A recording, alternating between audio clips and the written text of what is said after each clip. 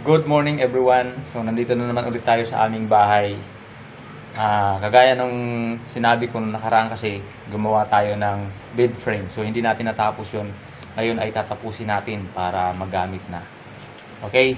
So bago natin simulan, shout out kay Sir Brian diyan sa Wellington, Tansa. Okay? Maraming salamat, Sir. So ito yung bed na ginagawa natin last time. So ngayon tatapusin natin siya para magamit na natin.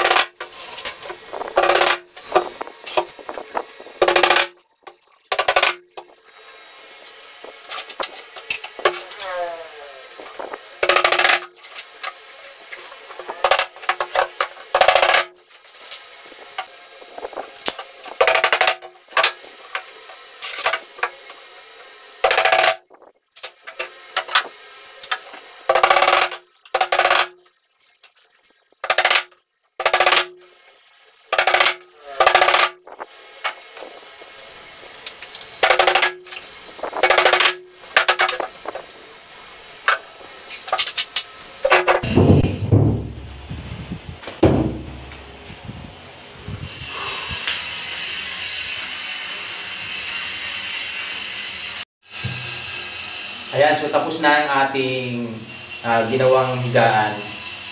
Okay, so yan. So, dito na ako nakaupo ngayon.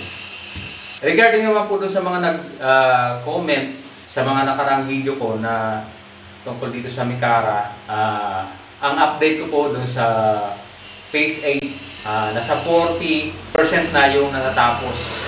Kasi inuna nila yung nasa malapit sa kalsada. Yung nasa loob, nakikita ko, pagka papunta ko dito, nakikita ko yung mga unit na nasa looban ng Phase 9 ay karamihan ay puro pundasyon ang nasa nakikita ko. Ayan sa mga nagre-request ng update sa Phase 8. Ayan po yung development niyan. Oh. Ayan.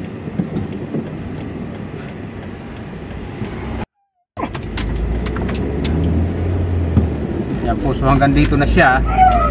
Ayan, hanggang dyan na yan. Ayan o. Ayan. Ito yung clubhouse. Ayan. So please subscribe and hit that notification bell para po maging updated kayo sa mga videos na aking ina-upload. Ayan. So maraming salamat sa inyong panonood at mabuhay po kayo.